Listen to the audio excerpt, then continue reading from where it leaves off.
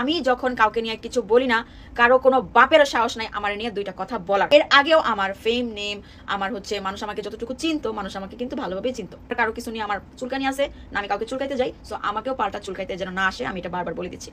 একটা roast video যেটা আপনারা দেখছেন, যেটা আমিও করি নাই, তো একজন করছে, ওইটা আমার ভাল লাগছে বিধায় আপনাদের সামনে প্রেজেন্ট করছি। কত ক্রিয়েটিভ, কত ফানি ওয়েতে মানুষকে রোস্ট করতে পারে রিভিউ করছি আর কি। তো কিছু মানুষের গায়ে লেগে গেছে।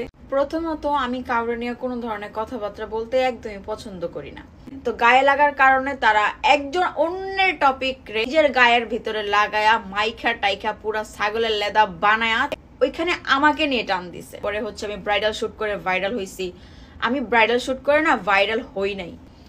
আমার প্রথম ইনসিডেন্স কি ছিল সেটাও মানুষ জানে, কেন এরকম হয়েছিল সেটা মানুষ জানে। তারপরে অনেক কন্ট্রোভার্সি হয়েছে, এটার জন্য আমার গায়ে একটু দাগ লেগে গেছে, which is true, যেটা আমি আর কি মুছতে পারবো না। মানুষ আমাকে অনেক খোঁচাইছে ভাই। আমি লাস্ট মনে হয় আবি হামিম আর ওদের ব্যাপারে কোন একটা কথা আর কি বলছিলাম। আমি যদি এখনো আশপাশ তাকাইতে যাই, যদি আশপাশের কথা বলতে যাই, এমন অনেক মানুষ যারা কিনা এখন আমার সাথে হাইসা কথা বলে, ওইগুলো নিয়ে অনেক মাতামাতি করছিল আমার আশপাশেরই কিছু মানুষ।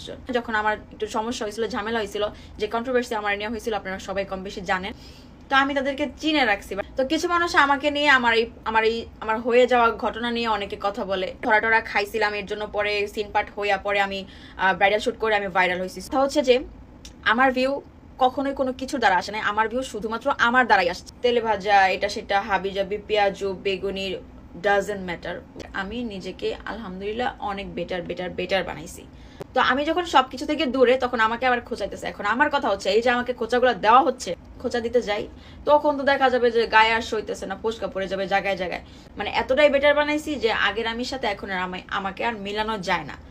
সো ভাই, যার যার টপিক তার জায়গায় রাখা উচিত। কেউ কাউকে না খোঁচানোই ভালো। আমার আবার ফ্যামিলি থেকে খুব ভালো শিক্ষা দিছে। আমার মুখের ভাষাও কিভাবে কথা বলতে হবে সেটাও শিখাইছে। স্পেশালি আমাকে আমার দিকে আঙ্গুল তুলে আমাকে দুইটা কথা বলার আগে 10 বার ভেবে নিলে আমি মনে হয় সব থেকে বেশি খুশি হব। কোন মানুষের সাথে কিভাবে কথা বলতে হবে সেটাও শিখাইছে। তো ভালো হবে এটাই, আমাকে নিয়ে কোনো কথাবার্তা না বলে। আর আমার ভিউ চলে গেছে, ধরলাম আমার ভিউ নাই, আমি ফর ইউতে নাই, আমি একবারে সোশ্যাল মিডিয়ার বাহিরে। রুচি ছাড়া মানুষের সাথে কখনো মুখ লাগাইতে যেতে না করছে, সো আমি মুখ লাগাচ্ছি না। আমার যদি ভিউ না থাকে না, আমার কখনো মানে এইটা চিন্তা করে মরতে হবে না, আল্লাহ আমি কি করে খাবো এখন, আমার তো কিছু নাই, রোজগার নেই, আমার না এগুলা চিন্তা করা লাগবে না। আরে বাট তোমরা বাসাধন, তোমরা কি করবা? আমি যদি আজ থেকে কিছু বছর পরে সোশ্যাল মিডিয়াতে নাও থাকি, আলহামদুলিল্লাহ, আমি এই লাইফ থেকে আরো বেশি বেটার লাইফে থাকবো। বাট তোমরা কি করবা? সারা জীবন আমার টেপি, আমার খেপি, এগুলা করে ভিডিও বানাই যেতে হবে, আর ভিডিও দিয়ে ইনকাম করে যাইতে হবে। সো বাদ দাও, কে কি করবা না করবা সেগুলো দেখার বিষয় আমার একদমই না। যার সাথে ভালো লাগে আমি মিশি, যার সাথে ভালো লাগে না মিশি না। আমার কথা হচ্ছে, আমাকে নিয়ে কথা বলা যাবে না। আমি আমাকে নিয়ে কোনো কথা পছন্দ করি না। আমাকে নিয়ে জাস্ট নো ওয়ার্ড।